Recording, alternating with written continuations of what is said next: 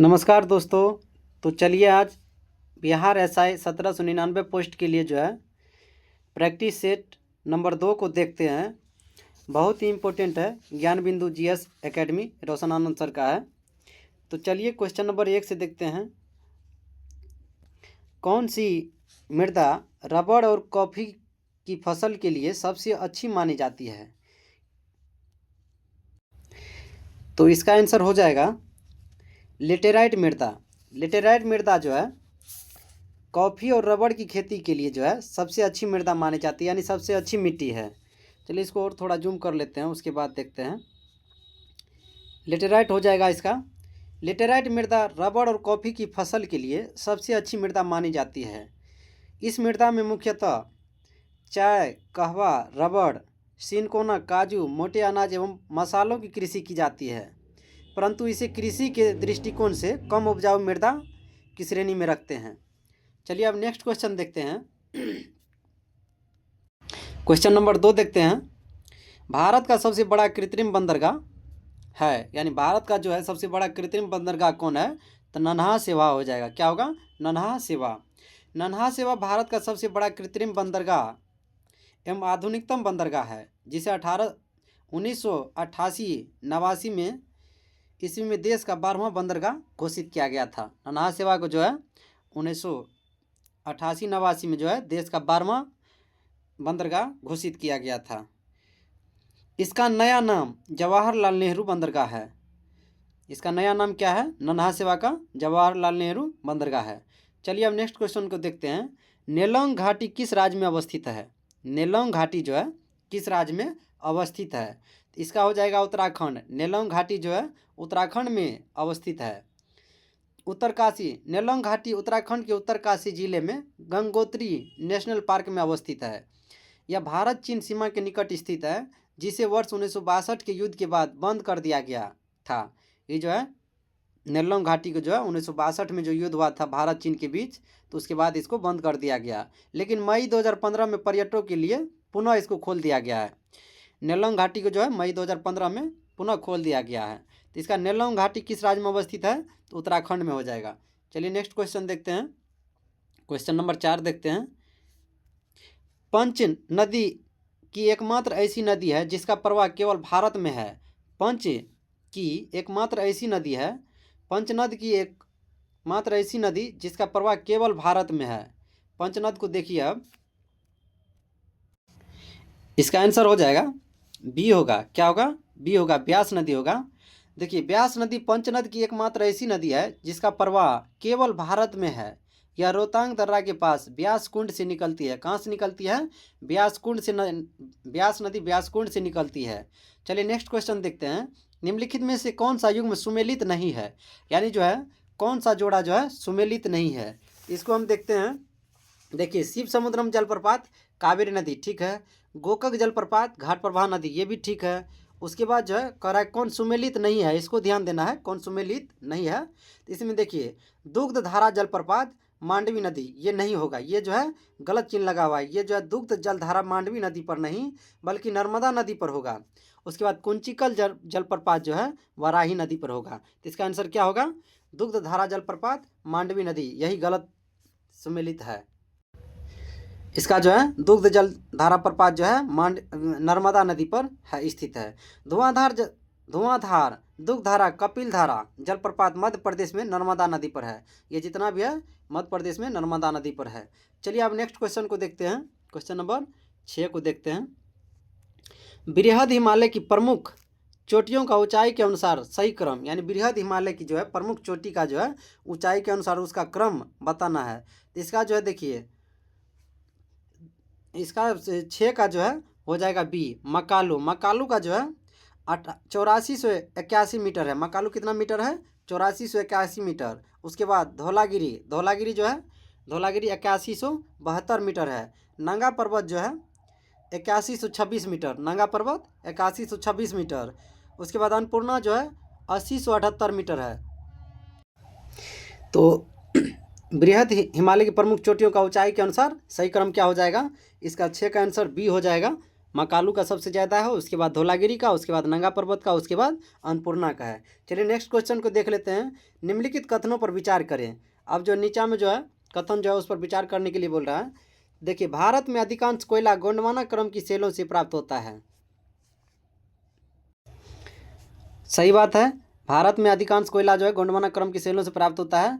उसके बाद देखिए, गोंडवाना युगीन कोयला मुख्यतः बिटुमिनस का प्रकार है। गोंडवाना युगीन कोयला मुख्यतः जो है बिटुमिनस का प्रकार है, ये भी ठीक है। उसके बाद बिटुमिनस कोयला में सल्फर की प्रचुर मात्रा होती है, ये गलत है। इसमें जो है इसका क्या हो जाएगा, क्वेश्चन नंबर 7 का ऑप्शन बी हो जाएगा। ये जो है 1 और 2 दोनों हो जाएगा, यानी एक भी सही है और 2 भी सही है। देखिए, भारत में अधिकांश कोयला गोंडवाना क्रम की सेलों से प्राप्त होती है, ठीक है। गोंडवाना युगीन कोयला मुख्यतः बिटुमिनस प्रकार का है, यानी इसका जो है क्या आंसर होगा, बी ऑप्शन सही होगा। चलिए, अब निम्नलिखित में से किस लौह इस्पात कारखाना की अवस्थिति कोयला क्षेत्र के समीप है, यानी कौन लौह इस्पात जो है कारखाना जो है कोयला क्षेत्र के समीप है। तो क्वेश्चन नंबर 8 का देख लीजिए, इसका हो जाएगा दुर्गापुर। दुर्गापुर जो है लौह इस्पात कारखाना की अवस्थिति कोयला क्षेत्र के समीप है। इसे कोयला रानीगंज झरिया व बराकर की खान से लौह अयस्क का गोवा खान सिंह भूमि से जल विद्युत दामोदर नदी घाटी परियोजना से प्राप्त होती है, यानी इसका क्या हो जाएगा, ऑप्शन ए दुर्गापुर। चलिए अब नेक्स्ट क्वेश्चन को देख लेते हैं। वर्ष 2011 की जनगणना के अनुसार निम्न राज्यों में से किस राज्य की जनसंख्या घनत्व सर्वाधिक है, यानी किस राज्य की जनसंख्या घनत्व जो है सर्वाधिक है। तो इसका हो जाएगा पश्चिम बंगाल। सबसे ज़्यादा जो है पश्चिम बंगाल का जनसंख्या घनत्व है। उपर्युक्त राज्यों में से जो है पश्चिम बंगाल 1028 का जनसंख्या घनत्व सर्वाधिक है, यानी 1028 व्यक्ति जो है यहाँ का जनसंख्या घनत्व है 1028। वर्ष 2011 की जनगणना के अनुसार सर्वाधिक जनसंख्या घनत्व वाले राज्य बिहार है, 1106 व्यक्ति प्रति वर्ग किलोमीटर। उसके बाद जो है पश्चिम बंगाल है, लेकिन यहाँ पे बिहार नहीं है, तो इस वजह से जो है जो ऑप्शन है उसके अनुसार से पश्चिम बंगाल हो जाएगा। चलिए अब नेक्स्ट क्वेश्चन नंबर 10 को देखते हैं, इसमें क्या कहता है क्वेश्चन नंबर 10 में। चलिए अब क्वेश्चन नंबर 10 को देखते हैं। सौरमंडल में सर्वाधिक पलायन वेग वाला ग्रह, यानी सौरमंडल में जो है सर्वाधिक पलायन वेग वाला कौन सा ग्रह है उसको देखेंगे। तो इसका हो जाएगा बृहस्पति। सबसे ज़्यादा जो पलायन वेग बृहस्पति का है। सौरमंडल में सर्वाधिक पलायन वेग 59.6 किलोमीटर प्रति सेकंड वाला ग्रह बृहस्पति है। यह सौरमंडल का सबसे बड़ा और सबसे भारी ग्रह है और सूर्य से दूरी के क्रम में 5वें स्थान पर है। यह जो है सूर्य से जो है दूरी के क्रम में जो है 5वें स्थान पर बृहस्पति ग्रह है। चलिए अब नेक्स्ट क्वेश्चन को देख लेते हैं। क्वेश्चन नंबर 11, निम्नलिखित में से कौन सा युग्म सुमेलित नहीं है। अब देखिए जो है नीचा में जो है कौन युग्म सुमेलित नहीं है। देखिए सबसे पहले बोरा इटली में है, ठीक है। उसके बाद हबूब सूडान में है, ये भी ठीक है। सांता आना कैलिफोर्निया में है, ये भी ठीक है। लेकिन सामुन जो है अरब क्षेत्र, ये गलत है। इसका आंसर क्या होगा, ए होगा, यानी सामुन अरब क्षेत्र। देखिए सामुन गर्म प्रकृति के स्थानीय पवन है जो ईरान में प्रभावित होती है। कहाँ प्रभावित होती है, तो सामुन जो है ईरान में प्रभावित होती है, अरब क्षेत्र में नहीं होगा। चलिए अब नेक्स्ट क्वेश्चन को देख लेते हैं। निम्नलिखित देशों में से किससे होकर मकर वृत्त गुजरती है। मकर वृत्त जो है किससे होकर के गुजरती है, तो देखिए इसका चिली भी ठीक है, मकर वृत्त से गुजरती है। उसके बाद जो है मोजाम्बिक, ये भी ठीक है। उसके बाद उरुग्वे, नहीं ये नहीं होगा। उसके बाद नामीबिया, ये भी ठीक है। तो इसका आंसर क्या हो जाएगा, इसका 12 का जो है सी आंसर हो जाएगा। क्या होगा, चिली हो जाएगा, मोजाम्बिक हो जाएगा, उसके बाद नामीबिया होगा, उरुग्वे नहीं होगा। चलिए अब मकर वृत्त इससे गुजरती है, मकर रेखा की गुजरती है। चलिए अब नेक्स्ट क्वेश्चन को देख लेते हैं। क्वेश्चन नंबर 13, निम्नलिखित कथनों पर विचार कीजिए। अब जो है इसमें जो कोई ऑप्शन है उसको देखना है कि इसमें कौन कौन क्या है। देखिए राष्ट्रीय आपात जो है अनुच्छेद 356। देखिए क्वेश्चन नंबर 13 में जो है राष्ट्रीय आपात अनुच्छेद 356, उसके बाद राष्ट्रपति शासन अनुच्छेद 352 और वित्तीय आपात अनुच्छेद 360। तो इसमें कह रहा है उपर्युक्त कथनों में से कौन सा असत्य नहीं है, यानी कह रहा है कि कौन सा गलत नहीं है। तो इसका हो जाएगा केवल 3, वित्तीय आपात अनुच्छेद 360, ठीक है। असत्य नहीं है, ये सही है। चलिए अब नेक्स्ट क्वेश्चन देख लेते हैं। क्वेश्चन नंबर 14, राज्यसभा में गणपूर्ति के लिए कम से कम कितने सदस्य की आवश्यकता होती है। राज्यसभा में गणपूर्ति के लिए जो है कम से कम कितने सदस्यों की आवश्यकता होती है, तो इसका हो जाएगा 25। क्या होगा, 25। देखिए राज्यसभा में गणपूर्ति के लिए कम से कम 25 सदस्य की आवश्यकता होनी चाहिए। गणपूर्ति कोरम सदस्यों का न्यूनतम संख्या है जिनकी उपस्थिति से सदन का कार्य संपादित होता है। अनुच्छेद 100 में यह प्रत्येक सदन में पीठासीन अधिकारी समेत कुल सदस्यों का 10वां हिस्सा होता है, यानी जितना भी कुल सदस्य रहता है उसका 1/10 सदस्य उपस्थित रहना आवश्यक है। इसका अर्थ होता है कि यदि कोई कार्य करना है तो लोकसभा में कम से कम 55 सदस्य एवं राज्यसभा में कम से कम 25 सदस्य होना आवश्यक है। चलिए अब नेक्स्ट क्वेश्चन को देख लेते हैं। निम्न में से किसे पहला चैम्बर या चर्चित सभा के नाम से जाना जाता है? यानी 15 नंबर क्वेश्चन में जो है पहला चैम्बर या चर्चित सभा के नाम से जाना जाता है, तो इसका हो जाएगा लोकसभा। पहला चैम्बर या चर्चित सभा के नाम से, यहाँ इस सभा में जो है चर्चा तो वैसे दोनों में होता है, लेकिन पहला चैम्बर जो है लोकसभा के, यानी ऑप्शन बी हो जाएगा, लोकसभा होगा। चलिए अब नेक्स्ट क्वेश्चन को देख लेते हैं। क्वेश्चन नंबर 16, भारत के मुख्य चुनाव आयुक्त को नियुक्त किया जाता है। भारत के मुख्य चुनाव आयुक्त को जो है किसके द्वारा नियुक्त किया जाता है? तो डी हो जाएगा इसका आंसर, यानी भारत के राष्ट्रपति के द्वारा जो है भारत के मुख्य चुनाव आयुक्त का जो है नियुक्ति किया जाता है। निंदा प्रस्ताव लाया जा सकता है, यानी निंदा प्रस्ताव कब लाया जा सकता है? देखिए इसका जो है केवल लोकसभा में, निंदा प्रस्ताव जो है केवल लोकसभा में ही लाया जा सकता है। चलिए अब नेक्स्ट क्वेश्चन को देख लेते हैं। क्वेश्चन नंबर 18, संविधान के किस अनुच्छेद के तहत विधानसभा का विघटन करने की शक्ति राज्यपाल को दी गई है? संविधान के जो है किस अनुच्छेद के तहत जो विधानसभा का विघटन करने की शक्ति राज्यपाल को दी गई है? तो इसका हो जाएगा अनुच्छेद 174 का 2। क्या होगा? अनुच्छेद 174 का 2 होगा। इसके अंतर्गत जो है विधानसभा का विघटन करने की शक्ति राज्यपाल के पास है। चलिए अब नेक्स्ट क्वेश्चन नंबर 19 को देखते हैं। चलिए, निम्नलिखित में से लोकसभा अध्यक्ष को पद की शपथ कौन दिलाता है? यानी लोकसभा अध्यक्ष को पद की शपथ कौन दिलाता है?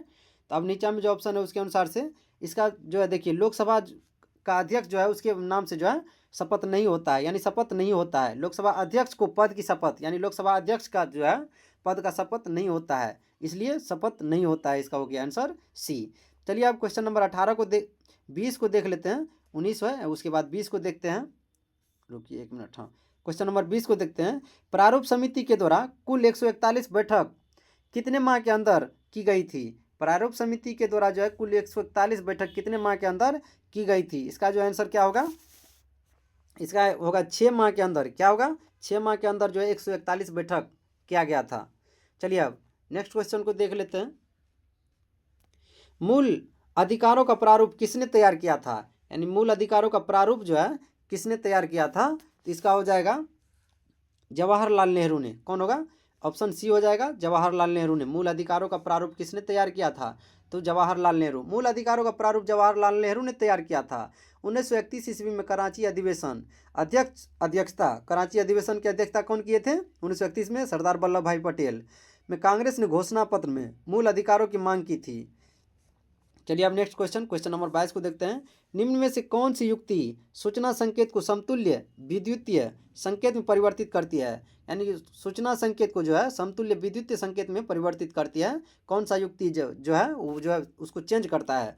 तो इसका हो जाएगा ट्रांसड्यूसर। क्या होगा? ट्रांसड्यूसर हो जाएगा, ऑप्शन सी। 22 का आंसर सी होगा। चलिए अब नेक्स्ट क्वेश्चन को देख लेते हैं।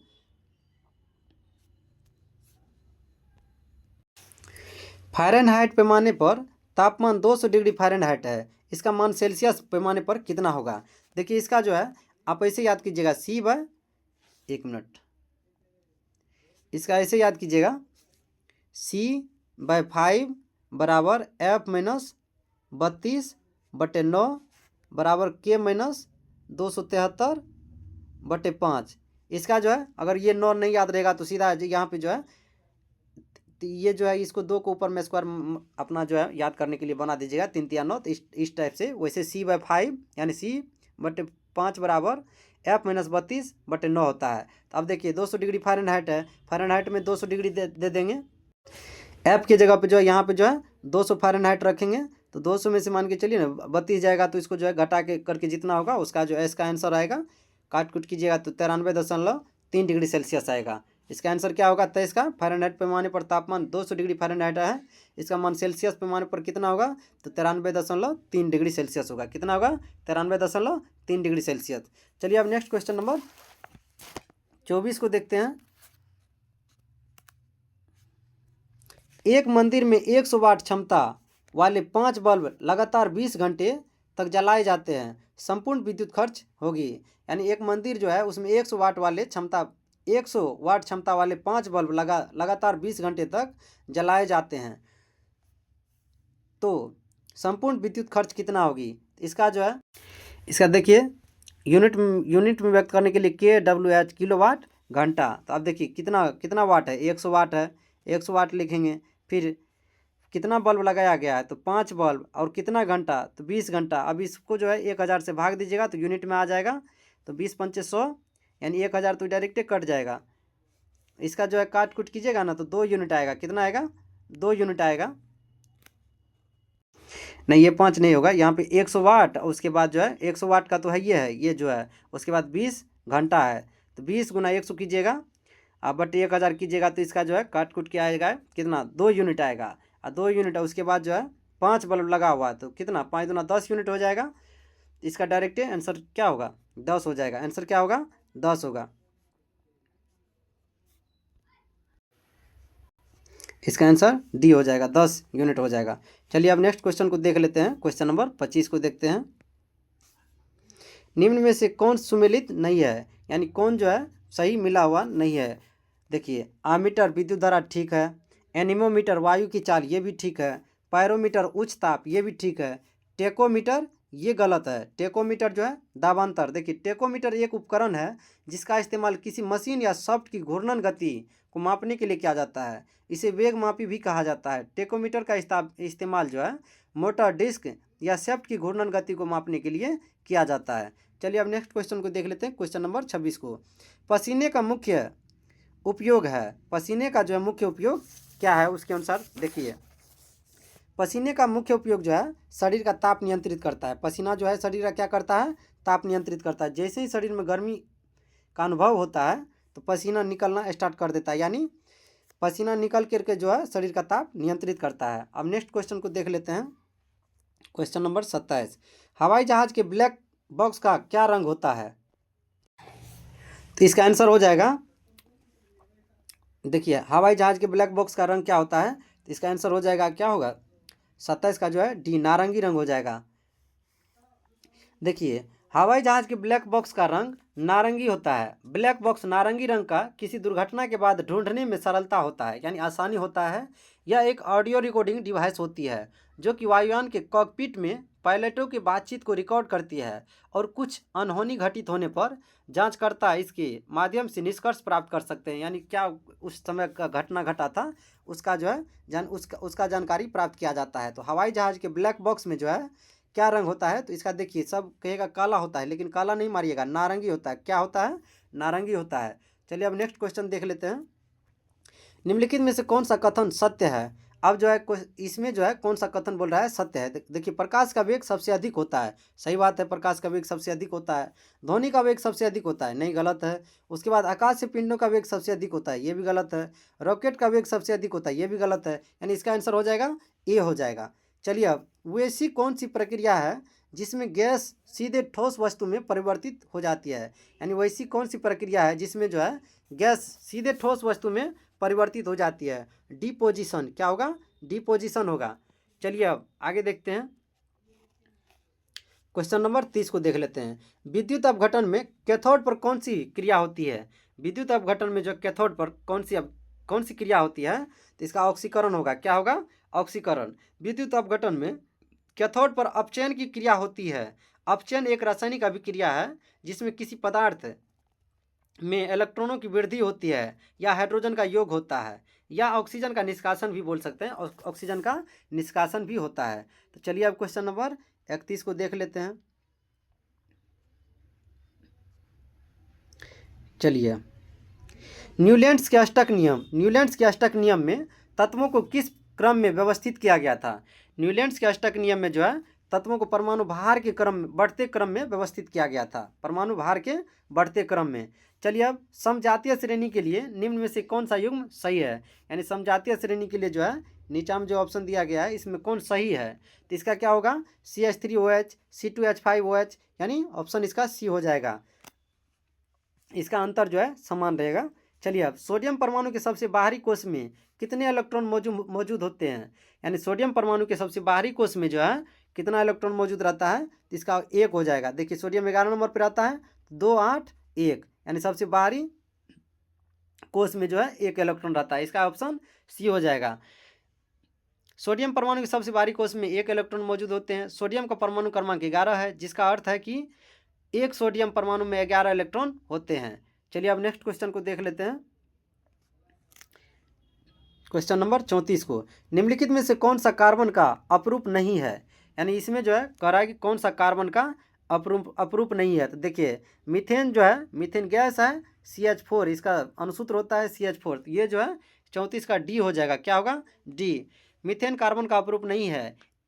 अपरूप एक ही तत्व के विभिन्न रूपों जो भौतिक गुणों में भिन्न होते हैं लेकिन रासायनिक गुण में समान होते हैं, उसे अपरूप कहते हैं। यानी भौतिक गुण में भिन्न रहेगा लेकिन रासायनिक गुण उसका समान रहेगा, तो उसे अपरूप कहेंगे। कार्बन के अपरूप है हीरा, ग्रेफाइट और फुलेरिन, कार्बन के अपरूप है। कार्बन का अपरूप कौन कौन है? हीरा है, ग्रेफाइट है, फुलेरिन है। चलिए अब नेक्स्ट क्वेश्चन को देख लेते हैं। कौन सा पदार्थ जलने पर ज्वाला उत्पन्न नहीं करता है, यानी कौन सा पदार्थ जो है जलने पर ज्वाला उत्पन्न नहीं करता है। क्वेश्चन नंबर 35 का देख लीजिए। इसका हो जाएगा कोयला। क्या होगा? कोयला। कोयला जलने पर ज्वाला उत्पन्न नहीं करता है, बल्कि यह धीरे धीरे दहन के साथ जलता है। कोयले को जलाने से उसमें संग्रहित रासायनिक ऊर्जा मुक्त होती है, यानी कोयला को जब अगर जलाएंगे तो उसमें जितना संग्रहित रहता है रासायनिक ऊर्जा वो निकलना स्टार्ट कर देता है। कोयला को जलाने पर कार्बन डाइऑक्साइड, एक green house gas, sulphur dioxide जो अम्लीय वर्षा में योगदान देता है, और कणिका पदार्थ जैसे प्रदूषक निकलते हैं। चलिए अब नेक्स्ट क्वेश्चन को देख लेते हैं। ट्रिप्सिन बदलता है, ट्रिप्सिन जो है किसको किस में बदलता है, तो इसका हो जाएगा 36 का प्रोटीन्स को पेप्टोन्स में। किसको? प्रोटीन्स को पेप्टोन्स में। देखिए ट्रिप्सिन जो है एक पाचक एंजाइम है जो प्रोटीन के पाचन में महत्वपूर्ण भूमिका निभाता है। यह प्रोटीन को छोटे पेप्टाइड में तोड़ता है, या प्रोटीन को क्या करता है? छोटे पेप्टाइड में तोड़ता है, जिससे पाचन की प्रक्रिया आगे बढ़ती है। चलिए अब नेक्स्ट क्वेश्चन को देख लेते हैं। एओर्टिक वाल्व निम्नलिखित में से क्या है? एओर्टिक वाल्व जो है क्या है? निम्नलिखित में से क्या है एओर्टिक वाल्व? तो इसका हो जाएगा डी, बाएं नीला तथा महाधमनी के बीच का वाल्व है। एओर्टिक वाल्व जो है क्या है? तो बाएं नीला तथा महाधमनी के बीच का वाल्व है। चलिए अब नेक्स्ट क्वेश्चन को देख लेते हैं। क्वेश्चन नंबर 38 को देखेंगे। माहवारी चक्र में पुटिका परावस्था कितने दिन की होती है, यानी माहवारी चक्र में जो है पुटिका परावस्था कितने दिन की होती है? तो इसका जो है आंसर हो जाएगा डी, 10 से 12 दिन की होती है। माहवारी चक्र में पुटिका परावस्था कितने दिन की होती है? तो 10 से 12 दिन की होती है। देखिए इसमें जो है माहवारी चक्र में पुटिका परावस्था 10 से 12 दिनों की होती है। पुटिका परावस्था मासिक धर्म के पहले दिन से शुरू होती है और अंडोत्सर्ग तक रहती है। ये जो है पहला दिन से स्टार्ट होता है और जिस दिन तक अंडोत्सर्ग होता है उस दिन तक रहता है। इस अवस्था के दौरान एस्ट्रोजन का स्तर बढ़ता है और अंडाशय अंडे को निषेचन के लिए तैयार करता है। औसतन मासिक धर्म चक्र 28 दिनों का होता है, लेकिन यह 21 से 35 दिन तक भी सामान्य माना जाता है। चलिए अब नेक्स्ट क्वेश्चन को देखते हैं। हेपेटोलॉजी संबंधित है, हेपेटोलॉजी किससे संबंधित है? इसका आंसर हो जाएगा यकृत से। क्या होगा? यकृत से संबंधित है हेपेटोलॉजी। इसका आंसर बी हो जाएगा। चलिए अब नेक्स्ट क्वेश्चन को देख लेते हैं। क्वेश्चन नंबर 40 को, एक वास्तविक फल निम्नलिखित में से किससे निर्दिष्ट होता है? एक वास्तविक फल जो है किससे निर्दिष्ट होता है? तो इसका हो जाएगा डी। क्या होगा? यह जब पुष्प का केवल अंडाशय फल में विकसित होता है। जब पुष्प का जो है केवल अंडाशय, यानी जब पुष्प का केवल अंडाशय फल में विकसित होगा तो यह जो है वास्तविक फल होगा। क्या होगा? वास्तविक फल होगा। चलिए तो नेक्स्ट क्वेश्चन नंबर 41 को देखते हैं। इसमें क्या कहा गया है? नीचे दिए गए पौधों और उनके खाद्य भाग के युग्मों में कौन सा सही सुमेलित नहीं है? क्वेश्चन नंबर 41 में कह रहा है कि कौन सुमेलित नहीं है। तो इसका जो है देखिए अदरक प्रकंद ठीक है, प्याज मांसल पर्म ये भी ठीक है, नारियल भ्रूणपोष ये भी ठीक है, लेकिन इसका आंसर क्या होगा? आलू मूल। ये जो है आलू जो है, आलू एक तना होता है जिसे कंद कहते हैं। आलू क्या है? आलू एक तना है जिसे क्या कहते हैं? कंद कहते हैं, न कि मूल। अतः विकल्प इसका जो है डी ठीक है। चलिए अब नेक्स्ट क्वेश्चन को देख लेते हैं। 12वीं पंचवर्षीय योजना का मुख्य उद्देश्य क्या था? 12वीं पंचवर्षीय योजना का जो है मुख्य उद्देश्य था तीव्र अधिक समावेशी और धारणीय विकास, यानी तीव्र अधिक समावेशी और धारणीय विकास करना जो है 12वीं पंचवर्षीय योजना का उद्देश्य था। अब क्वेश्चन नंबर 43 को देखते हैं, इसमें क्या कहता है। चलिए अब अंत्योदय अन्न योजना की शुरुआत कब हुई थी? अंत्योदय अन्न योजना की शुरुआत जो है कब हुई थी? इसका जो है 2000 ईस्वी होगा। क्या होगा? देखिए अंत्योदय अन्न योजना दिसंबर 2000 ईस्वी में शुरू की गई थी। अंत्योदय अन्न योजना के अंतर्गत जो है लक्षित सार्वजनिक वितरण प्रणाली में आने वाले निर्धनता रेखा से नीचे के परिवारों में से 1 करोड़ लोगों की पहचान की गई है। यानी जो गरीब में भी गरीब है उसको जो है अंत्योदय अन्न योजना का लाभ दिया जाता है। ये लाभ कब से? 2000 ईस्वी से, दिसंबर 2000 ईस्वी से शुरू किया गया है। अब देखिए क्वेश्चन नंबर 44, जैसे जैसे अर्थव्यवस्था का विकास होता है वैसे वैसे जीडीपी में तृतीय क्षेत्र का अंश क्या होता है? इसका देखिए अब क्या होता है, घटता है बढ़ता है उस टाइप से, तो इसका बढ़ता है। क्या होगा? बढ़ता है। जैसे जैसे अर्थव्यवस्था का विकास होता है वैसे वैसे जीडीपी में तृतीय क्षेत्र का अंश बढ़ता है। तृतीय क्षेत्र से ही जीडीपी निर्धारित होता है लगभग में, वैसे सब क्षेत्र से निर्धारित होता है, तो इसका होगा बढ़ता है। जैसे जैसे अर्थव्यवस्था का विकास होता है वैसे वैसे जीडीपी में तृतीय क्षेत्र का अंश बढ़ता है। सेवा क्षेत्र अर्थव्यवस्था का वह क्षेत्र है जिसमें उपभोक्ताओं को विभिन्न प्रकार की सेवाएं प्रदान की जाती है। इसमें जो है सेवा क्षेत्र, तृतीय क्षेत्र में जो है सेवा क्षेत्र आता है, इसमें विभिन्न प्रकार की सेवा आता है। चलिए अब नेक्स्ट क्वेश्चन को देख लेते हैं। स्वतंत्र भारत में प्रथम औद्योगिक नीति की घोषणा कब की गई थी? यानी स्वतंत्र भारत में जो है प्रथम औद्योगिक नीति की घोषणा कब की गई थी? तो इसका हो जाएगा 1948। क्या होगा? 1948। स्वतंत्र भारत की प्रथम औद्योगिक नीति की घोषणा 1948 में की गई थी। भारत की प्रथम औद्योगिक नीति 6 अप्रैल 1948 को तत्कालीन उद्योग तथा वाणिज्य मंत्री डॉक्टर श्यामा प्रसाद मुखर्जी के द्वारा जारी की गई थी। चलिए अब नेक्स्ट क्वेश्चन को देख लेते हैं। क्वेश्चन नंबर 46 को देखते हैं। वस्तुओं और सेवाओं के उत्पादन के लिए निम्नलिखित में से कौन सा कारक आवश्यक है? यानी वस्तु और सेवा के उत्पादन के लिए जो है कौन सा कारक आवश्यक है? तो इसका हो जाएगा इनमें से सभी। वस्तु और सेवा के उत्पादन के लिए जो है भूमि भी चाहिए, भौतिक पूंजी भी चाहिए, श्रम भी चाहिए, तो इसका क्या होगा? सभी होगा। भारतीय आयात निर्यात बैंक की स्थापना कब की गई थी? भारतीय आयात निर्यात बैंक की स्थापना जो है कब की गई थी? इसका हो जाएगा 1982। देखिए इसका जो है 1-1 यानी 1-1-2 यानी लास्ट में 2 है, तो आयात और निर्यात इस टाइप से याद रखिएगा। आयात और निर्यात बैंक की स्थापना कब की गई थी? तो 1982। कब की गई थी? तो 1982 में की गई थी। चलिए अब नेक्स्ट क्वेश्चन को देख लेते हैं। भारत की प्रथम महिला लोकसभा के महासचिव कौन है? भारत की जो है प्रथम महिला लोकसभा के महासचिव कौन है? तो इसका आंसर क्या होगा? स्नेहलता श्रीवास्तव। क्या होगा? स्नेहलता श्रीवास्तव होगा। चलिए अब स्नेहलता श्रीवास्तव जो है यह भारत की प्रथम महिला लोकसभा के महासचिव थी और ये एक पूर्व भारतीय प्रशासनिक सेवा अधिकारी और सिविल सेवक है जो 1 दिसंबर 2017 से नवंबर 2020 तक लोकसभा की 16वीं महासचिव था। वे 29 नवंबर 2017 को लोकसभा की पहली महिला महासचिव नियुक्त की गई थी। चलिए अब नेक्स्ट क्वेश्चन को देख लेते हैं। प्रत्येक वर्ष मेघालय का स्थापना दिवस कब मनाया जाता है? यानी मेघालय का जो है स्थापना दिवस कब मनाया जाता है? इसका जो है आंसर हो जाएगा 21 जनवरी। मेघालय का स्थापना वर्ष 21 जनवरी को मनाया जाता है। देखिए राजधानी मेघालय का शिलोंग है। निर्माण और गठन वर्ष इसका जो है 21 जनवरी 1972 ईस्वी में हुआ था और मुख्य भाषा यहाँ का जो है गारो, खासी तथा अंग्रेजी है। कौन भाषा है? गारो, खासी और अंग्रेजी। राजकीय पशु मेघमय तेंदुआ है। कौन है? मेघमय तेंदुआ है। चलिए अब नेक्स्ट क्वेश्चन को देख लेते हैं। लुफ्थहान्सा एयरलाइंस विमान सेवा किस देश का है? यानी लुफ्थहान्सा एयरलाइंस विमान सेवा किस देश का है? तो इसका हो जाएगा जर्मनी का। कहाँ का है? जर्मनी का हो जाएगा। लुफ्थहान्सा एयरलाइंस विमान सेवा जर्मनी का है। ये एयरलाइंस यूरोप की सबसे बड़ी वायु सेवा है। ये जो है यूरोप की सबसे बड़ी वायु सेवा है। इसका स्थापना 1953 में हुआ था और प्रचालन आरंभ जो है 1954 में और इसका मुख्यालय कोलोन जर्मनी में है। कहाँ पे है? कोलोन जर्मनी में। चलिए अब नेक्स्ट क्वेश्चन को देख लेते हैं। Question number 51। ऑस्ट्रेलिया ओपन 2025 के महिला एकल का खिताब कौन जीती है? यानी ऑस्ट्रेलिया ओपन जो 2025 का महिला एकल का खिताब कौन जीता है? इसका हो जाएगा, इसका मेडिसन कीज हो जाएगा। Medicine keys. ऑस्ट्रेलियन ओपन की शुरुआत 1905 ईस्वी में हुई थी। कब हुई थी? ऑस्ट्रेलियन ओपन की शुरुआत 1905 ईस्वी में हुई थी। चलिए अब नेक्स्ट क्वेश्चन को देख लेते हैं।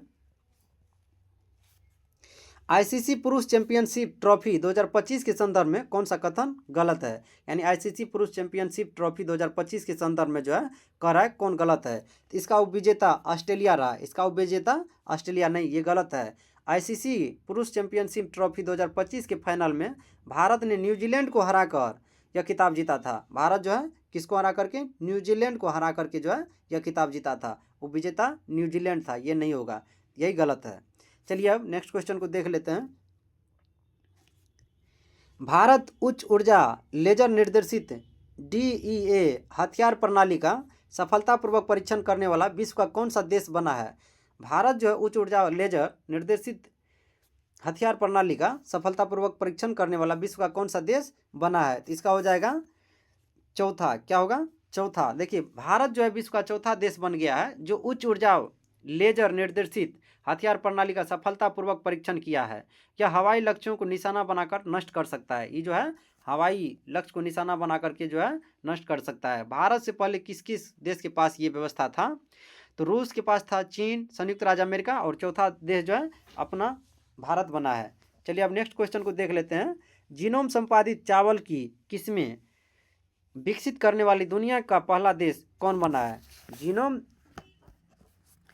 जीनोम संपादित चावल की किस्में विकसित करने वाला दुनिया का पहला देश कौन बना है? तो इसका हो जाएगा भारत। कौन होगा? भारत होगा। देखिए जीनोम संपादित चावल की किस्में विकसित करने वाला भारत दुनिया का पहला देश बना है। पहली 2 जीनोम संपादित चावल किस्में DRR धान 100 कमला तथा पूसा DST राइस 1 को लॉन्च किया गया है। चलिए अब नेक्स्ट क्वेश्चन को देख लेते हैं। इसका सी हो जाएगा भारत, यानी जीनोम संपादित चावल किसमें विकसित करने वाला अपना देश भारत है। चलिए अब नेक्स्ट क्वेश्चन को देख लेते हैं। Question number 55। देखिए इसमें क्या कहता है। ग्रामीण विकास एवं पंचायती राज संबंधी, यानी ग्रामीण विकास एवं पंचायती राज संबंधी संसद की अस्थायी समिति ने मनरेगा कानून के तहत दैनिक पारिश्रमिक कम से कम कितना निर्धारित करने की सिफारिश की है? यानी दैनिक रोज जो है कितना रुपया कम से कम मनरेगा में जो काम करेगा उसको कितना रुपया मिलेगा? तो इसका हो जाएगा 400 रुपया। कितना होगा? 400 रुपया। देखिए ग्रामीण विकास एवं पंचायती राज संबंधी संसद की अस्थायी समिति ने मनरेगा कानून के तहत दैनिक पारिश्रमिक कम से कम 400 रुपये निर्धारित करने की सिफारिश की है। इसी के तहत काम के 100 दिन से बढ़ाकर 150 दिन करने को भी कहा गया। यानी 100 पहले 100 दिन था, अब 150 दिन काम बढ़ा दिया है कि 150 दिन तक काम करवाएगा, यानी कर सकते हैं आप। चलिए अब नेक्स्ट क्वेश्चन है क्वेश्चन नंबर 56। हाल ही में राष्ट्रीय स्तर पर जारी पहली नदी डॉल्फिन गणना रिपोर्ट के अनुसार भारत में डॉल्फिनों की अनुमानित संख्या कितनी है? यानी भारत में जो है डॉल्फिनों की अनुमानित संख्या कितनी है? तो 6327 हो जाएगा। क्या होगा? 6327 हो जाएगा। इसका ऑप्शन आंसर ए हो जाएगा। यानी राष्ट्रीय स्तर पर जारी पहली नदी डॉल्फिन गणना रिपोर्ट के अनुसार भारत में 6327 डॉल्फिन पाया गया है। कितना? 6327 डॉल्फिन पाया गया है। चलिए अब नेक्स्ट क्वेश्चन को देख लेते हैं। निम्नलिखित में से किस राज्य का माधव राष्ट्रीय उद्यान भारत का 58वां बाघ अभ्यारण्य घोषित किया गया है? देखिए ग्रुप डी में क्वेश्चन पूछा गया था ये। किस राज्य का माधव राष्ट्रीय उद्यान भारत का 58वां बाघ अभ्यारण्य घोषित किया गया है? तो ये जो है इसका आंसर हो जाएगा मध्य प्रदेश। क्या होगा? मध्य प्रदेश। पूछा गया था कि माधव राष्ट्रीय उद्यान कैवनवा जो है बाघ अभ्यारण्य है? तो 58वां है। तो इसका जो कहाँ पे है? ये जो है मध्य प्रदेश, इसका आंसर हो जाएगा। चलिए अब नेक्स्ट क्वेश्चन को देख लेते हैं। हाल ही में भारत के किस मंदिर को स्वॉर्ड ऑफ ऑनर से सम्मानित किया गया है? यानी स्वॉर्ड ऑफ ऑनर से सम्मानित किया गया है कौन सा मंदिर को? तो इसका हो जाएगा अयोध्या राम मंदिर को। अयोध्या राम मंदिर को जो है, देखिए भारत के उत्तर प्रदेश में स्थित अयोध्या राम मंदिर को स्वॉर्ड ऑफ ऑनर से सम्मानित किया गया है। यह सम्मान इंग्लैंड की संस्था ब्रिटिश सेफ्टी काउंसिल ने सुरक्षा मानकों के साथ निर्माण का परीक्षण कर इसे दिया है। चलिए अब नेक्स्ट क्वेश्चन को देख लेते हैं। Question number 59। हाल ही में चर्चा में रही स्वदेश दर्शन योजना का प्रारंभ किस वर्ष किया गया है? यानी स्वदेश दर्शन योजना का प्रारंभ जो है किस वर्ष किया गया है? तो इसका हो जाएगा वर्ष 2015 में। क्या होगा? वर्ष 2015 में। स्वदेश दर्शन योजना का प्रारंभ वर्ष 2015 में किया गया था। केंद्र सरकार ने राज्यों के सहयोग से स्वदेश दर्शन 20 यानी SD20 चुनौती आधारित गंतव्य विकास और पूंजी निवेश हेतु राज्यों को विशेष सहायता जैसे योजनाओं के तहत 116 नए पर्यटन स्थलों को विकास के लिए स्वीकृति दी है। चलिए अब उसके बाद और एक पॉइंट देख लीजिएगा, पीएम सूर्य घर मुफ्त बिजली योजना का शुभारंभ 13 फरवरी 2024 को किया गया है। इसे प्रधानमंत्री सूर्योदय योजना के नाम से भी जाना जाता है। चलिए अब नेक्स्ट क्वेश्चन को देख लेते हैं। जनता की कहानी मेरी आत्मकथा, यानी जनता की कहानी मेरी आत्मकथा पुस्तक निम्नलिखित में से किनकी आत्मकथा है? ये जो है बंडारू दत्तात्रेय का, किसका है? बंडारू दत्तात्रेय का। जनता की कहानी मेरी आत्मकथा पुस्तक हरियाणा के राज्यपाल बंडारू दत्तात्रेय की आत्मकथा है। इस पुस्तक का विमोचन पूर्व उपराष्ट्रपति जगदीप धनखड़ के द्वारा महाराष्ट्र सदन नई दिल्ली में किया गया। कहाँ पे किया गया? महाराष्ट्र सदन नई दिल्ली में किया गया। चलिए अब नेक्स्ट क्वेश्चन को देख लेते हैं। निम्नलिखित में से किन्हें राजगीर खेल विश्वविद्यालय के पहले कुलपति के रूप में नियुक्त किया गया है? यानी राजगीर खेल विश्वविद्यालय के पहले कुलपति के रूप में जो है नियुक्त किया गया है। तो किसको किया गया है राजगीर खेल विश्वविद्यालय का कुलपति? तो इसका हो जाएगा शिशिर सिन्हा। क्या होगा? शिशिर सिन्हा। राजगीर खेल विश्वविद्यालय के पहले कुलपति के रूप में शिशिर सिन्हा को नियुक्त किया गया है। यह बिहार की पहली स्पोर्ट्स यूनिवर्सिटी है। यह जो है राजगीर खेल विश्वविद्यालय जो है पहला जो है स्पोर्ट्स यूनिवर्सिटी है, जिसकी स्थापना 29 अगस्त 2024 को मुख्यमंत्री नीतीश कुमार द्वारा राजगीर स्थित इंटरनेशनल स्पोर्ट्स कॉम्प्लेक्स में की गई है। बहुत इंपॉर्टेंट है, ये जो है बार बार क्वेश्चन पूछा जाएगा कि राजगीर खेल विश्वविद्यालय के पहले कुलपति किसे नियुक्त किया गया है? तो शिशिर सिन्हा को। यह स्टैटिक में भी आ जाएगा और करंट में भी आ जाएगा, ये शिशिर सिन्हा, इसको याद कीजिएगा बढ़िया से। चलिए अब हाल ही में उत्तराखंड उच्च न्यायालय की पहली महिला मुख्य न्यायाधीश किसे नियुक्त किया गया है? यानी उत्तराखंड उच्च न्यायालय की जो है पहली महिला मुख्य न्यायाधीश किसे नियुक्त किया गया है? क्वेश्चन नंबर 62, इसका जो है रितु बाहरी हो जाएगा। क्या होगा? रितु बाहरी। उत्तराखंड उच्च न्यायालय की पहली महिला मुख्य न्यायाधीश न्यायमूर्ति रितु बाहरी को नियुक्त किया गया है। नियुक्ति तिथि 4 फरवरी 2024। नियुक्ति इसका कब हुआ? 4 फरवरी 2024। चलिए अब नेक्स्ट क्वेश्चन को देख लेते हैं। निम्न में से किस संस्था द्वारा कृत्रिम बुद्धिमत्ता यानी एआई तैयारी सूचकांक जारी किया जाता है? यानी एआई कृत्रिम बुद्धिमत्ता एआई तैयारी सूचकांक जारी किया जाता है, यानी किसके द्वारा जारी किया जाता है? तो 63 का हो जाएगा बी। इसका जो है अंतर्राष्ट्रीय मुद्रा कोष होगा। क्या होगा? अंतर्राष्ट्रीय मुद्रा कोष। कृत्रिम बुद्धिमत्ता एआई तैयारी सूचकांक अंतर्राष्ट्रीय मुद्रा कोष IMF द्वारा जारी किया जाता है। चलिए अब नेक्स्ट क्वेश्चन को देख लेते हैं। क्वेश्चन नंबर 64 को देखिए, हाल ही में एक देश एक धड़कन पहल की शुरुआत निम्नलिखित में से किसके द्वारा की गई? एक देश एक धड़कन पहल की शुरुआत जो है किसके द्वारा किया गया? तो इसका हो जाएगा संस्कृति मंत्रालय। क्या होगा? संस्कृति मंत्रालय। देखिए, एक देश एक धड़कन पहल की शुरुआत संस्कृति मंत्रालय द्वारा की गई है। इस पहल को शुरू करने का उद्देश्य देशभक्ति की अमर भावना को भावभीनी श्रद्धांजलि देना व राष्ट्र के वीरों को सम्मानित करना है। चलिए अब नेक्स्ट क्वेश्चन को देख लेते हैं। निम्नलिखित में से किस देश के साथ भारत मरकरसर व्यापार समझौता को विस्तार देने की घोषणा हुई है? तो इसका जो है 65 का हो जाएगा डी, अर्जेंटीना। क्या होगा? अर्जेंटीना हो जाएगा। भारत मरकरसर व्यापार समझौता का विस्तार देने की घोषणा जो है अर्जेंटीना के साथ हुआ है। चलिए अब नेक्स्ट क्वेश्चन को देख लेते हैं। क्वेश्चन नंबर 66 को देखते हैं। चलिए,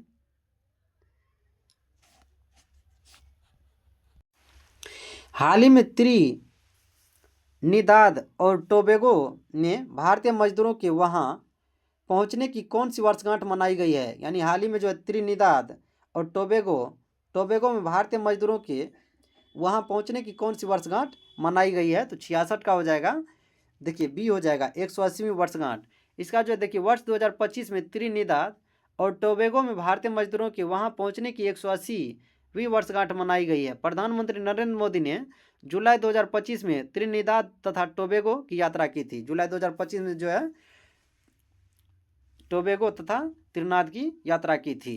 चलिए अब नेक्स्ट क्वेश्चन को देख लेते हैं। क्वेश्चन नंबर 67 को देखते हैं। हाल ही में तेलंगाना सरकार द्वारा महिला शिक्षक दिवस किस तिथि को मनाने की घोषणा की गई है? तेलंगाना सरकार के द्वारा जो है महिला शिक्षक दिवस किस तिथि को मनाने की घोषणा की गई है? तो इसका हो जाएगा 3 जनवरी को। क्या होगा? 3 जनवरी को। देखिए, महिला शिक्षक दिवस 3 जनवरी को तेलंगाना सरकार के द्वारा प्रत्येक वर्ष सावित्रीबाई फुले की जयंती पर मनाने की घोषणा की गई है। देखिए, समर्पण दिवस, कुछ डेट इंपॉर्टेंट है उसको याद कर लीजिएगा। समर्पण दिवस 11 फरवरी, मैत्री दिवस 6 दिसंबर, उसके बाद अंतर्राष्ट्रीय आलू दिवस 30 मई, उसके बाद नमो भारत दिवस 21 अक्टूबर। चलिए अब नेक्स्ट क्वेश्चन को देख लेते हैं। क्वेश्चन नंबर 68, मई 2025 में केंद्रीय आयुर्वेदीय विज्ञान अनुसंधान परिषद ने किन आयुर्वेदिक पांडुलिपियों को पुनर्जीवित किया है। देखिए 2025 में जो है केंद्रीय आयुर्वेदीय विज्ञान अनुसंधान परिषद ने किन आयुर्वेदिक पांडुलिपियों को पुनर्जीवित किया है। तो इसका हो जाएगा द्रव्य मृत्यु जय निघंटु। क्या हो जाएगा? नहीं, ये नहीं हुआ, ये तो नहीं होगा, ये नहीं, ये गलत है। इसका जो है हो जाएगा द्रव्य रत्नाकर निघंटु। उसके बाद जो है फिर हो जाएगा द्रव्य, यानी दोनों में द्रव द्रव लगा हुआ है, द्रव नामा कर निघंटु। इसका जो है सी हो जाएगा। 68 का क्या होगा? सी होगा। एक और दो दोनों हो जाएगा, ये और ये हो जाएगा, दोनों में द्रव द्रव लगा हुआ है। चलिए अब नेक्स्ट क्वेश्चन को देख लेते हैं। हाल ही में प्रधानमंत्री मोदी ने थाईलैंड के प्रधानमंत्री को पीतल की नींव भेंट की है। यानी जो है अपना मोदी जी जो है थाईलैंड के प्रधानमंत्री को पीतल की नाव भेंट की। यह किस कला में बनी हुई है? यह जो पीतल की जो नाव जो है किस कला में जो है बनी हुई है? तो इसका हो जाएगा ढोकरा कला। क्या होगा? ढोकरा कला। हाल ही में प्रधानमंत्री मोदी ने थाईलैंड के प्रधानमंत्री को पीतल की नाव भेंट की। यह किस कला में बनी हुई है? तो ढोकरा कला हो जाएगा, ऑप्शन ए हो जाएगा। चलिए अब नेक्स्ट क्वेश्चन को देखते हैं। हाल ही में बिहार सरकार द्वारा 100% साक्षरता प्राप्त करने का लक्ष्य किस वर्ष तक रखा गया है? यानी बिहार सरकार के द्वारा जो है 100% साक्षरता प्राप्त करने का लक्ष्य किस वर्ष तक रखा गया है? तो इसका हो जाएगा वर्ष 2030 तक। देखिए बिहार सरकार द्वारा जो है 100% साक्षरता प्राप्त करने का लक्ष्य वर्ष 2030 तक रखा गया है। चलिए अब नेक्स्ट क्वेश्चन को देख लेते हैं। हाल ही में बिहार सरकार द्वारा जल जीवन हरियाली दिवस मनाने की घोषणा कब की गई है? यानी जल जीवन हरियाली दिवस मनाने की घोषणा की गई है। तो देखिए क्वेश्चन नंबर 71 का जो है इसका हो जाएगा प्रत्येक माह के प्रथम मंगलवार को बिहार सरकार द्वारा जो है जल जीवन हरियाली दिवस मनाने की घोषणा जो है प्रत्येक माह के प्रथम मंगलवार को जो है मनाया जाएगा। देखिए बिहार सरकार जल जीवन हरियाली मनाने की घोषणा प्रत्येक माह के प्रथम मंगलवार को की गई है। जल जीवन हरियाली मिशन बिहार सरकार ने वर्ष 2019 में शुरू किया, जिसका उद्देश्य है जल संरक्षण, वृक्षारोपण और पर्यावरण संतुलन करना। चलिए अब नेक्स्ट क्वेश्चन को देख लेते हैं। सार्थक खंड वाले शब्द क्या कहलाते हैं? यानी सार्थक खंड वाले शब्द जो है क्या कहलाते हैं? तो 72 का हो जाएगा सी, यौगिक होगा। क्या होगा? यौगिक। देखिए दो या दो से अधिक सार्थक खंड वाले शब्द यौगिक कहलाते हैं। किसी निश्चित अर्थ का बोध कराने वाले शब्दों को सार्थक शब्द कहते हैं। चलिए अब नेक्स्ट क्वेश्चन को देख लेते हैं। क्वेश्चन नंबर 73 में देखिए अंशुमाला समास का विग्रह सहित भेद है। अंशुमाला समास का जो है विग्रह सहित भेद जो है 73 का हो जाएगा ए। अंशु है माला जिसकी, यानी अंशुमाला समास का विग्रह सहित भेद। देखिए अंशु है माला जिसकी, सूर्य बहुब्री समास है। कौन समास है? बहुब्री समास है। चलिए अब क्वेश्चन नंबर 74 को देखते हैं। डैश बदलते रहना, यानी कौन बदलते रहना, यानी डैश बदलते रहना। इसका हो जाएगा करवटें बदलते रहना, घर नहीं बदलना है, यानी करवटें बदलते रहना। चलिए अब नेक्स्ट क्वेश्चन को देख लेते हैं। देखिए change the sentence from direct speech to indirect speech. He said to me you have been a great help to me, यानी जो है he said to me you have been a great help to me. इसका हो जाएगा 75 का A हो जाएगा। देखिए he told me that I had been a great help to him. इसका ए नंबर ऑप्शन हो जाएगा आंसर। चलिए अब क्वेश्चन नंबर 76 को देख लेते हैं।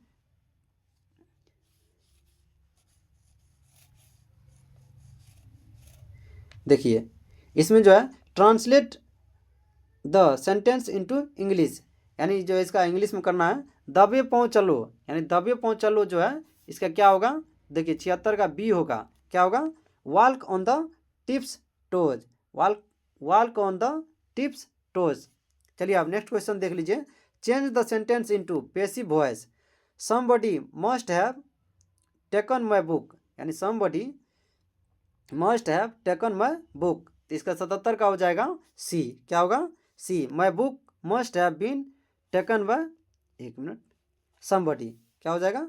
इसका सी हो जाएगा, my book must have been taken by somebody. चलिए अब नेक्स्ट क्वेश्चन को देख लेते हैं।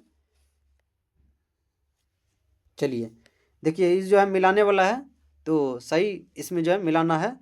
तो इसका जो है देखिए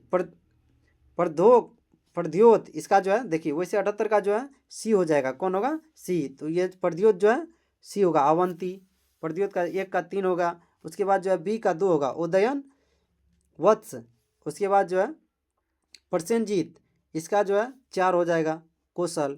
अजात शत्रु मगध, इसका जो है 78 का सी होगा, डी का 1 हो जाएगा। चलिए अब नेक्स्ट क्वेश्चन को देख लेते हैं। 1 मिनट। वैदिक देवता इंद्र के विषय में निम्नलिखित कथनों पर विचार कीजिए तथा नीचे दिए गए कोटों से सही उत्तर चुनिए। देखिए 79 में जो है इसका आंसर जो है देखिए झंझावत के देवता थे, सही बात है, इंद्र जो है झंझावत के देवता थे। पापियों को दंड देते थे, नहीं ये बात नहीं चर्चा है। उसके बाद जो है नैतिक व्यवस्था के संरक्षक थे, ये भी चर्चा नहीं है। उसके बाद वर्षा के देवता थे, हाँ ठीक है, इसका जो है डी आंसर हो जाएगा। यानी झंझावत के देवता थे, वर्षा के देवता थे इंद्र भगवान। चलिए अब नेक्स्ट क्वेश्चन को देख लेते हैं। मोड़ी लिपि का प्रयोग किन के लेखों में किया जाता था? मोड़ी लिपि का प्रयोग जो है किन के लेखों में किया जाता था? क्वेश्चन नंबर 80 का जो है डी हो जाएगा, मराठों में। क्या होगा? मराठों के। चलिए अब नेक्स्ट क्वेश्चन को देख लेते हैं।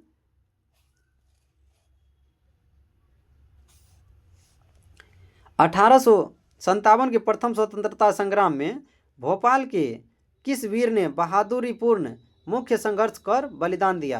यानी 1857 के प्रथम स्वतंत्रता संग्राम में जो है भोपाल के किस वीर ने बहादुरीपूर्ण मुख्य संघर्ष कर बलिदान दिया? तो ये 81 का हो जाएगा ए, फाजिल मोहम्मद खान। क्या होगा? फाजिल मोहम्मद खान। देखिए 1857 के प्रथम स्वतंत्रता संग्राम में भोपाल के फाजिल मोहम्मद खान ने बहादुरीपूर्ण मुख्य संघर्ष कर बलिदान दिया। फाजिल मोहम्मद खान ने 1857 के विद्रोह में बहादुर शाह जफर का समर्थन किया था। फाजिल मोहम्मद खान जो है बहादुर शाह जफर का समर्थन किया था। देखिए अब क्वेश्चन नंबर 82 में जो है जब नेपोलियन की शक्ति के सामने यूरोप में साम्राज्य धराशायी हो रहे थे तब किस गवर्नर जनरल ने भारत में ब्रिटिश पताका फहराई रखी थी? तो क्वेश्चन नंबर 82 का जो है इसका हो जाएगा लॉर्ड वेलेजली। क्या होगा? Lord Wellesley. चलिए अब नेक्स्ट क्वेश्चन देखते हैं। देखिए निम्नलिखित कथनों पर विचार कीजिए। क्वेश्चन जो है 83 में जो है नीचे में जो कथन है उस पर विचार करना है कि कौन क्या है न है। तो चलिए अब देखते हैं। इसका जो है देखिए मैसूर के शासक टीपू सुल्तान ने विदेशों में आधुनिक पद्धति से दूतावास स्थापित किए थे, ठीक है। उसके बाद जो है टीपू सुल्तान ने ब्रिटिश सेना को 1780 ईस्वी में पोलीलूर में हराया था, ये भी ठीक है। उसके बाद जो है देख लीजिए द्वितीय यानी हैदर अली की मृत्यु 1783 ईस्वी में हुई थी, ये गलत है। हैदर अली की मृत्यु जो है दूसरा टाइम में हुआ था। द्वितीय आंग्ल मैसूर युद्ध 1780 से 84 ईस्वी के समय ब्रिटिश जनरल सर आयरकुट ने हैदर अली को पोर्टो नोवो के युद्ध में पराजित किया था। तो इसका जो 83 का क्या होगा? बी, यानी ये भी ठीक है, ये गलत है। तो इसका आंसर क्या होगा? बी होगा। चलिए अब नेक्स्ट क्वेश्चन को देख लेते हैं। क्वेश्चन नंबर 84 को देखते हैं। देखिए जवाहरलाल नेहरू ने किस वार्षिक अधिवेशन में समाजवाद को भारत की समस्याओं को हल करने की कुंजी बताया था? यानी जवाहरलाल नेहरू ने किस वार्षिक अधिवेशन में समाजवाद को भारत की समस्याओं को हल करने की कुंजी बताया था? तो 84 का हो जाएगा डी, लखनऊ अधिवेशन में। कब बताया था? लखनऊ अधिवेशन में। जवाहरलाल नेहरू ने लखनऊ अधिवेशन में समाजवाद को भारत की समस्याओं को हल करने की कुंजी बताया। भारतीय राष्ट्रीय कांग्रेस के जो है 1929 नहीं, भारतीय राष्ट्रीय कांग्रेस का 1929 का अधिवेशन जो है जवाहरलाल नेहरू किए थे, लेकिन यहाँ पे जो है लखनऊ का अधिवेशन 1936 में जो है 1936 में लखनऊ का अधिवेशन का अध्यक्षता जवाहरलाल नेहरू किए थे और जवाहरलाल नेहरू ने समाजवाद को भारत की समस्याओं को हल करने की कुंजी बताया था इसी अधिवेशन में। चलिए अब नेक्स्ट क्वेश्चन को देख लेते हैं। देखिए कांग्रेसी नेताओं द्वारा मॉन्टेग्यू चेम्सफोर्ड रिपोर्ट की निंदा करने पर कई नरमपंथियों ने पार्टी को छोड़कर निम्न में से कौन सी पार्टी का गठन किया? यानी कांग्रेस नेता द्वारा जो है मॉन्टेग्यू चेम्सफोर्ड सुधार रिपोर्ट की निंदा करने पर कई नरमपंथियों नेता ने पार्टी को छोड़कर निम्न में से कौन सी पार्टी का गठन किया? यानी नया पार्टी का निर्माण जो है कौन पार्टी का किया था? तो इसका हो जाएगा इंडियन लिबरल फेडरेशन। क्या होगा? Indian liberal federation. कांग्रेसी नेताओं द्वारा मॉन्टेग्यू चेम्सफोर्ड रिपोर्ट की निंदा करने पर कई नरमपंथियों नेता ने पार्टी को छोड़कर इंडियन लिबरल फेडरेशन पार्टी का गठन किया। चलिए अब नेक्स्ट क्वेश्चन को देख लेते हैं। Question number 86। देखिए, निम्न में से कौन सी प्रार्थना समाज की मांग की थी, यानी इसमें जो है कौन प्रार्थना समाज की मांग किया था, तो उसको देख लेते हैं। प्रार्थना समाज का जो है मांग देखिए, अपरिष्टता की समाप्ति, ये भी है, विधवा पुनर्विवाह, ये भी है, स्त्री शिक्षा, ये भी है, यानी इसका जो है डी हो जाएगा, यानी सभी हो जाएगा। प्रार्थना समाज की स्थापना 1867 ईस्वी में डॉक्टर आत्मारंग पांडुरंग के द्वारा बम्बई में किया गया था। आत्मारंग पांडुरंग केशव चंद्र सेन की प्रेरणा से प्रार्थना समाज की स्थापना किए थे। 1869 में महादेव गोविंद रानाडे प्रार्थना समाज के सदस्य बने। इस समाज को प्रसिद्धि दिलाने का श्रेय महादेव गोविंद रानाडे को जाता है। चलिए अब नेक्स्ट क्वेश्चन देख लेते हैं। निम्न में से कौन सा देश त्रिदेशीय संधि का सदस्य नहीं था, यानी कौन सा देश जो है त्रिदेशीय संधि का सदस्य नहीं था। क्वेश्चन नंबर 87 का इसका हो जाएगा इटली। इटली जो है त्रिदेशीय संधि का सदस्य नहीं था। 1882 में जर्मनी, ऑस्ट्रिया, हंगरी और इटली ने एक त्रिगुट बना लिया था। 1907 में फ्रांस, रूस और ब्रिटेन ने भी त्रिगुट के विरोध में एक त्रिदेशीय संधि बना ली थी। प्रथम विश्व युद्ध की शुरुआत 28 जुलाई 1914 ईस्वी को ऑस्ट्रिया द्वारा सर्बिया पर आक्रमण किए जाने के साथ हुई। चलिए, प्रथम विश्व युद्ध में 37 देशों ने भाग लिया था। कितना देश भाग लिया था? 37 देश भाग लिया था। गुलाबों का युद्ध कहाँ हुआ था? गुलाब का जो है युद्ध कहाँ हुआ था? इंग्लैंड में। कहाँ हुआ था? गुलाबों का युद्ध इंग्लैंड में हुआ था। चलिए अब नेक्स्ट क्वेश्चन देख लेते हैं। बोस्टन की चाय पार्टी घटना का संबंध किससे है? बोस्टन की चाय पार्टी की घटना का संबंध जो है अमेरिकी क्रांति से। किससे है? अमेरिकी क्रांति से है। चलिए अब नेक्स्ट क्वेश्चन को देख लेते हैं। देखिए, मिलाने वाला है, तो इसमें 90 क्वेश्चन नंबर 90 का जो है पायरेट्स रोहतास में मिलता है, ठीक है। उसके बाद जो है यूरेनियम जो है गया में मिलता है, ये भी ठीक है। उसके बाद जो है 3 का यानी गेलेना जो है गेलेना डी बांका में। गेलेना कहाँ मिलता है? बांका में। एस्बेस्टस इसका जो है सी हो जाएगा, यानी इसका 90 का क्या होगा आंसर? तो 90 का डी नंबर ऑप्शन हो जाएगा। यानी पायरेट्स रोहतास में मिलता है, यूरेनियम गया में, गेलेना बांका में, एस्बेस्टस मुंगेर में, यानी क्वेश्चन नंबर 90 का डी हो जाएगा। चलिए अब नेक्स्ट क्वेश्चन देखते हैं। 91। बिहार ने 1857 की क्रांति की शुरुआत कब हुई थी? बिहार में जो 1857 की क्रांति की शुरुआत जो है 12 जून 1857 को हुई थी। कब हुई थी? 12 जून 1857 को रोहिणी देवघर में 32वां रेजिमेंट्स की टुकड़ी द्वारा स्थानीय मेजर नॉर्मन लेस्ली की हत्या के साथ 1857 की क्रांति की बिहार में शुरुआत हुई थी। चलिए नेक्स्ट क्वेश्चन को देखते हैं। बिहार के उस क्रांतिकारी का नाम बताइए। बिहार के उस क्रांतिकारी का नाम बताइए जिसने सितंबर 1928 में हिंदुस्तान सोशलिस्ट रिपब्लिकन आर्मी की बैठक में भाग लिया था। तो इसका हो जाएगा फणीश्वर नाथ रेणु। क्या होगा? फणीश्वर नाथ रेणु। उस क्रांति देखिए, सितंबर 1928 में हिंदुस्तान सोशलिस्ट रिपब्लिकन आर्मी की बैठक में भाग लिया था। देखिए, चंद्रशेखर आजाद, सचिंद्र नाथ सन्याल, जोगेश चंद्र चटर्जी, राम प्रसाद बिस्मिल और फणीश्वर नाथ घोष आदि क्रांतिकारियों ने 1924 में हिंदुस्तान रिपब्लिक एसोसिएशन की स्थापना की थी। 8 सितंबर 1928 को दिल्ली के फिरोज शाह कोटला मैदान में आयोजित सभा में इन्होंने इस संगठन का नाम बदलकर हिंदुस्तान सोशलिस्ट रिपब्लिकन एसोसिएशन रख लिया। चलिए अब क्वेश्चन नंबर 93 को देखते हैं। 45 बच्चों की औसत आयु 14 वर्ष है। एक शिक्षक को सम्मिलित करने पर औसत 6 महीने बढ़ जाती है, तो शिक्षक की आयु क्या होगी? देखिए, तो 45 बच्चों की औसत आयु 14 वर्ष है, तो 45 गुना 14 कर देंगे। उसके बाद जो है एक शिक्षक को सम्मिलित करने पर औसत आयु 6 महीना बढ़ जाती है, यानी एगो शिक्षक मान के चलिए 45 एक 46 हो गया, और उसमें जो है एगो और शिक्षक को इसको गुना कीजिएगा तो 45 गुना 14 कीजिएगा तो 630 हो जाएगा।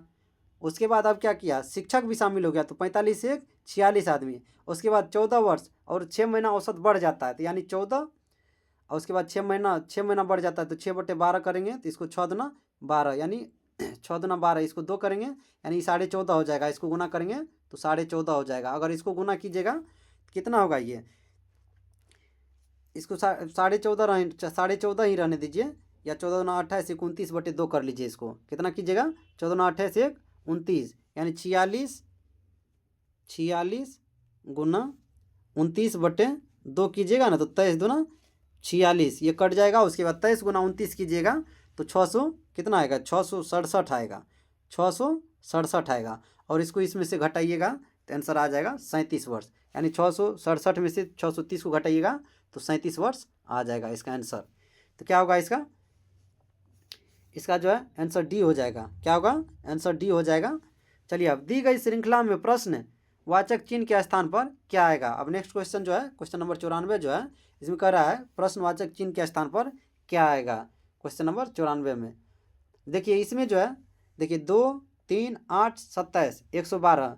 तो देखिए इसको 2×1 तो 2 + 1 3, तो 3 हो गया। उसके बाद 3×2 तो 3×2 = 6 + 2 8, फिर 8×3, यहाँ पे जो है 2 से किया 2 बार। उसके बाद 8×3 तो 8×3 = 24, और फिर 3 27, फिर 8 चौके यहाँ पे, यानी 27 चौके 27 को 4 से, यानी इसको 2 से, इसको जो है 1 से 1×1 + 1, फिर इसको जो है ×2 + 2, फिर इसको जो है ×3 + 3, फिर गुना जो है, फिर इसको भी जो है इसी टाइप से, फिर इसको भी जो है ×5 और +5 कीजिएगा तो आ जाएगा इसका आंसर 565, यानी 12×5 = 60 और 5 65, यानी ये जो है ऑप्शन बी हो जाएगा। क्या होगा, बी, 565 आ जाएगा गुना कीजिएगा तो।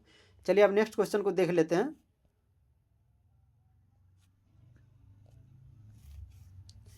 क्वेश्चन नंबर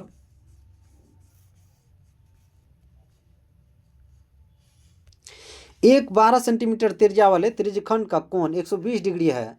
उसकी सतह को मोड़कर एक शंकु बनाया जाता है, तो बने नए शंकु का आयतन क्या होगा। तो देखिए इसका जो है सूत्र होता है θ/360 गुना 2πr।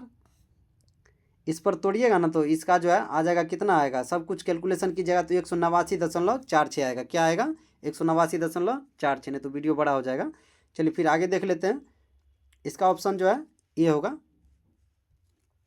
ए हो जाएगा, 95 का ए हो जाएगा। चलिए अब नेक्स्ट क्वेश्चन को देख लेते हैं। ए बी से 25% अधिक है और बी सी से 40% कम है। यदि सी डी से 20% अधिक है तो ए डी से कितना प्रतिशत कम है। तो ये भी जो है उसी तरह है, अगर बनाइएगा तो बन जाएगा आराम से। इसको ऐसे लिखिएगा, ए अब बी करा, ए बी से 25% अधिक है, ए को 100 मानेंगे, तो ये 25% अधिक है तो 125 हो जाएगा। फिर इसको जब बी सी से 40% कम है तो फिर बी और सी लिखेंगे, बी सी से 40% कम है तो इसको 100 मानेंगे, इसको 40% कम करेंगे तो 60 होगा।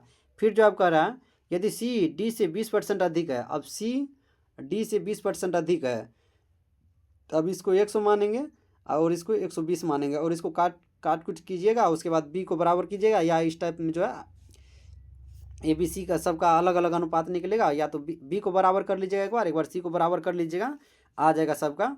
तो इसका आंसर हो जाएगा, क्या कहते हैं, ए डी से कितना प्रतिशत कम है, तो 96 का हो जाएगा 10%। क्या होगा, 10%, गुना भाग कीजिएगा तो 10% आएगा। चलिए अब नेक्स्ट क्वेश्चन को देख लेते हैं। 3 साझेदारों ने एक व्यवसाय में लाभ को 9, 8, 11% के अनुपात में बांटा। उन्होंने अपनी पूंजी क्रमशः 4 महीना, 6 महीना और 18 महीने के लिए निवेश की थी। उनकी पूंजी का अनुपात क्या था। तो 97 का हो जाएगा ए, 81, 48, 22, इसको भी कीजिएगा तो हो जाएगा। उसके बाद क्वेश्चन नंबर 98। चलिए, एक वृत्त का क्षेत्रफल 38.5 cm² है, तो उसकी परिधि ज्ञात कीजिए। तो ये जो है उसका परिधि जो है ज्ञात करने के लिए बोल रहा है, तो इसका जो आंसर हो जाएगा 22, यानी एक वृत्त का क्षेत्रफल इतना है तो उसका परिधि ज्ञात करने के लिए बोल रहा है। तो वृत्त का क्षेत्रफल क्या होता है, πr², और उस पर जो आप आर निकाल लीजिएगा, आर जैसे ही निकलेगा फिर उसका जो है परिधि 2πr निकाल लीजिएगा, 22 हो जाएगा। चलिए अब क्वेश्चन नंबर 99, निम्नलिखित शब्दों में से विषम युग्म को छांटिए। अब जो है विषम कौन है उसको छांटने के लिए बोल रहा है। तो देखिए, सी दूध और दही, परमाणु इलेक्ट्रॉन ठीक है, मोटरसाइकिल गियर्स ठीक है, घर कमरा ठीक है, दूध और दही जो है अलग अलग है। चलिए अब क्वेश्चन नंबर 100 देख लेते हैं। यदि P भाग का सूचक है, Q गुना का सूचक है, R प्लस का सूचक है और एस माइनस का सूचक है तो इसका जो है किसके बराबर होगा। देखिए क्यू गुना का सूचक है, इस यहाँ पे गुना देंगे। पी जो है भाग का सूचक है, यहाँ पे भाग देंगे। फिर जो है आर कौन चीज़ का सूचक है, आर जो है आर जोड़ का सूचक है, यानी यहाँ पे प्लस देंगे। फिर जो है एस, एस जो है माइनस का सूचक है। तो इस टाइप से जो है इसको बनाएंगे तो इसका आंसर होगा 53। क्या होगा 53, इसका जोड़ घटो है, इसका जो है 53 हो जाएगा। चलिए जैसे यहाँ पे 4 से भगा देंगे तो 4 तिया 12, तो फिर 18 तिया 54, 54 हो जाएगा। उसके बाद यहाँ पे 5, अब माइनस ये 6 है तो यहाँ से माइनस 1 आएगा, तो यानी हो जाएगा इसका 53। पूरा वीडियो को देखने के लिए धन्यवाद। आप लोग इसी तरह लाइक सब्सक्राइब शेयर कीजिए, जिससे कि नेक्स्ट प्रैक्टिस सेट नंबर 3 लाएंगे। धन्यवाद।